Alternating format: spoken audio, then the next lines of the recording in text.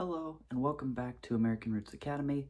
I'm talking a little bit quieter in this video because I don't want to speak too loudly.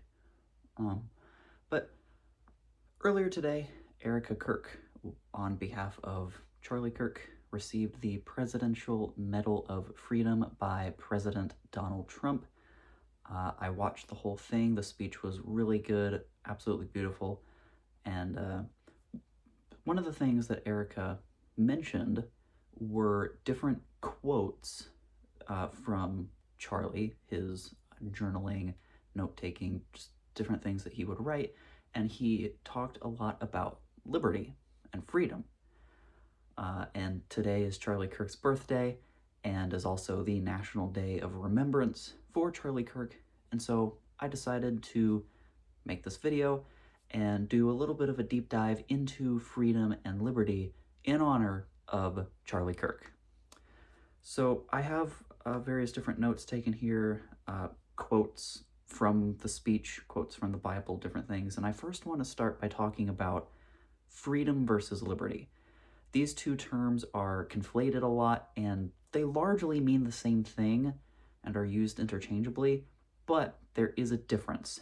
Our founders were much more, they fought way more for liberty than they did simple freedom. We have the Liberty Bell, not the Freedom Bell. We have the Statue of Liberty, not the Statue of Freedom, so on and so forth. Our founders wanted liberty way more than they did freedom. And the difference is the nuance primarily in where it comes from.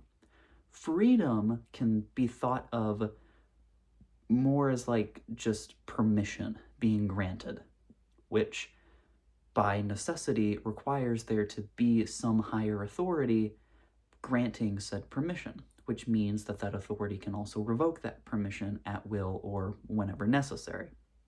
This is not the case with liberty,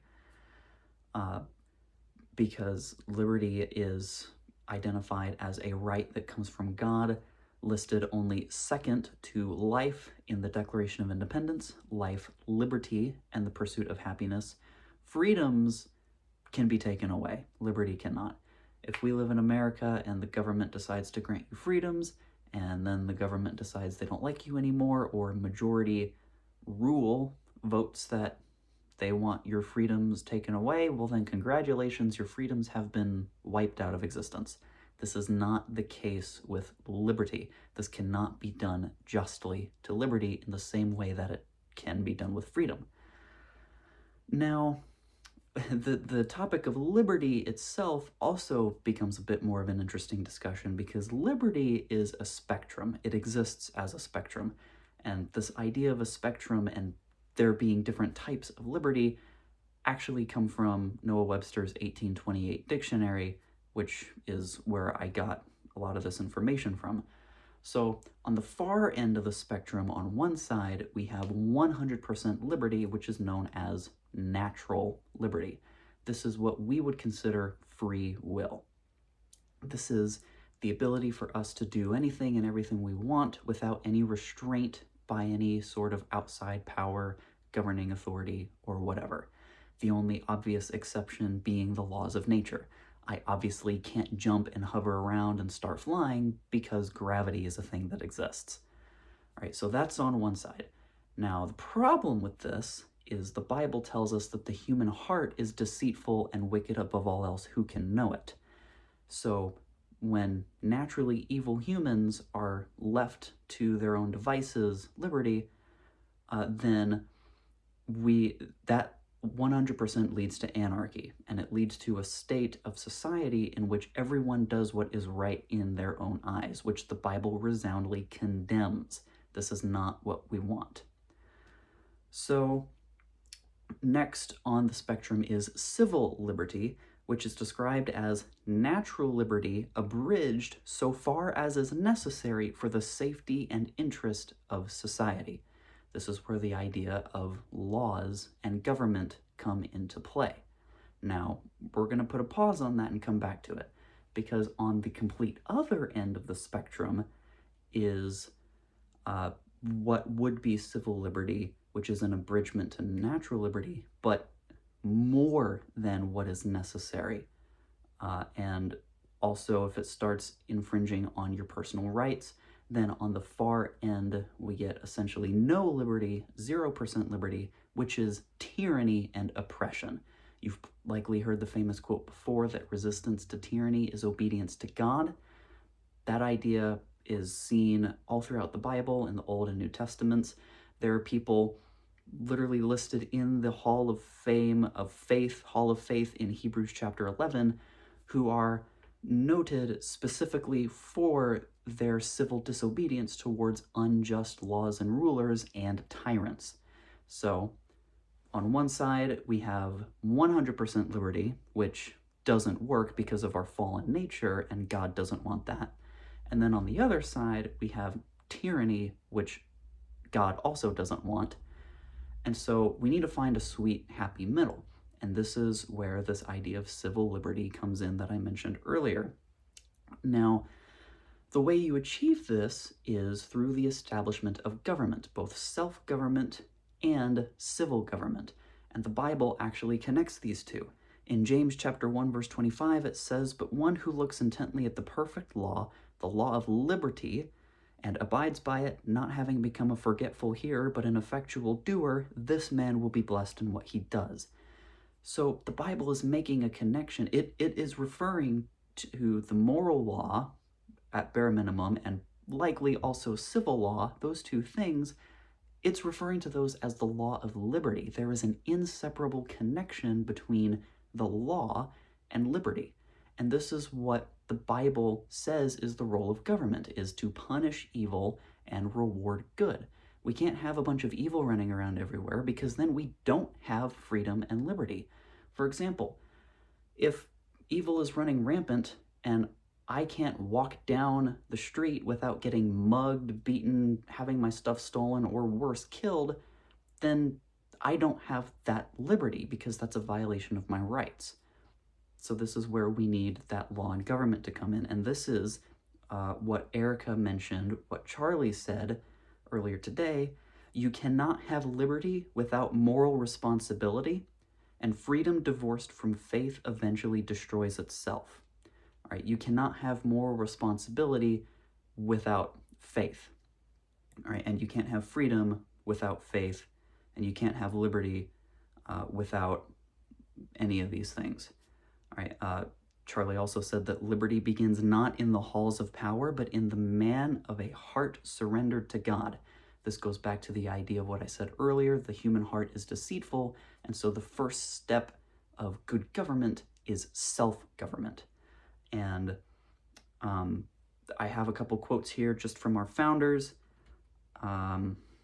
Right, so George Washington in his farewell address said that religion and morality are the indispensable supports of political prosperity, and you actually cannot call yourself a patriot if you work to destroy religion and morality. Now, side note, anytime you hear religion and morality, that's basically our founders' language for referring to Judeo-Christian values and moral philosophy. All right, so our government was founded on religion and morality, Judeo-Christian values, moral philosophy, and civil law. This nation's first civil leaders were ministers and pastors. But continuing on, there are a couple quotes here from John Adams, which is really good. He says, "But should the people of America once become capable of that deep simulation towards one another and towards foreign nations, which assumes the language of justice and moderation while it's practicing iniquity and extravagance, and displays in the most captivating manner the charming pictures of candor, frankness, and sincerity, while it is rioting in rapine and insolence, this country will be the most miserable habitation in the world. Because we have no government armed with power capable of contending with human passions unbridled by morality and religion. Avarice, ambition, revenge, or gallantry would break the strongest cords of our Constitution as a whale goes through a net. Our Constitution was made only for a moral and religious people. It is wholly inadequate to the government of any other."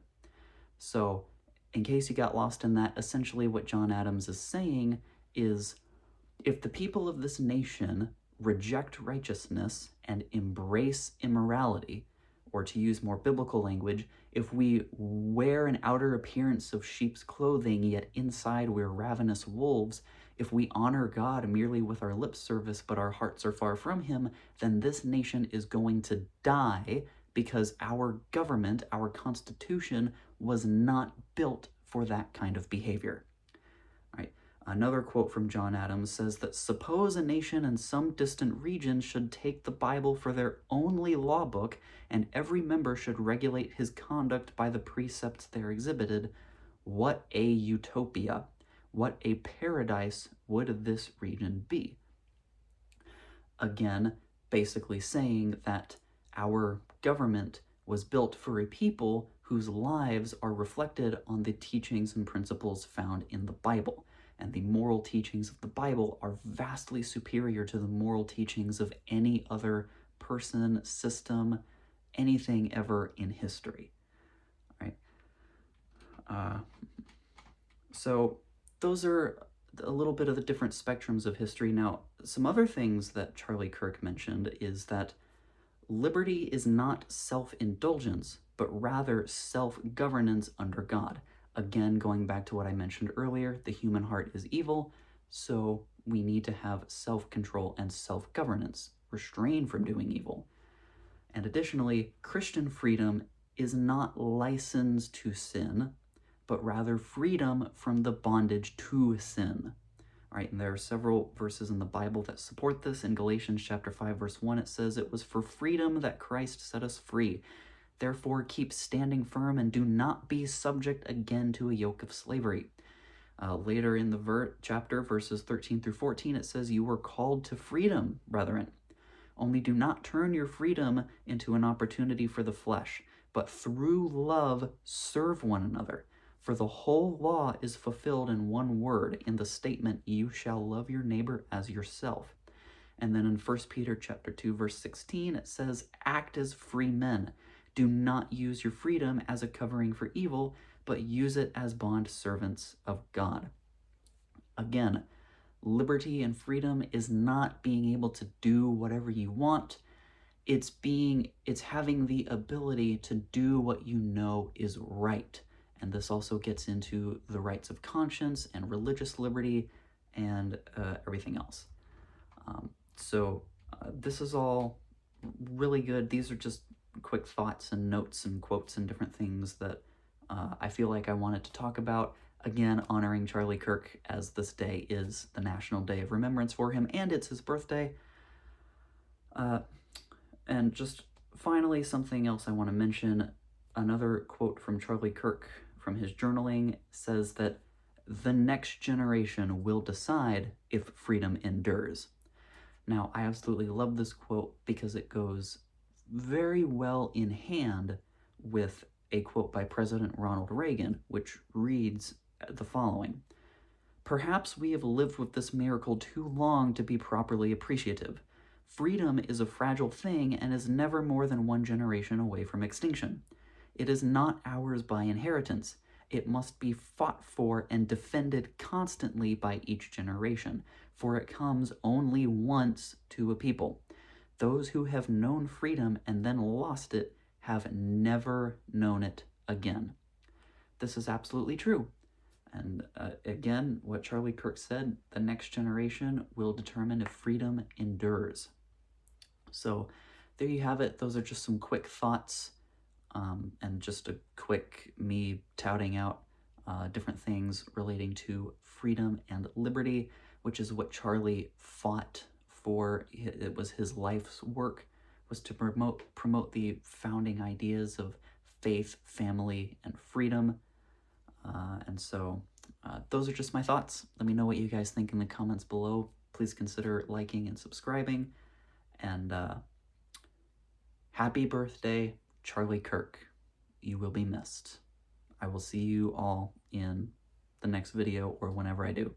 Take care.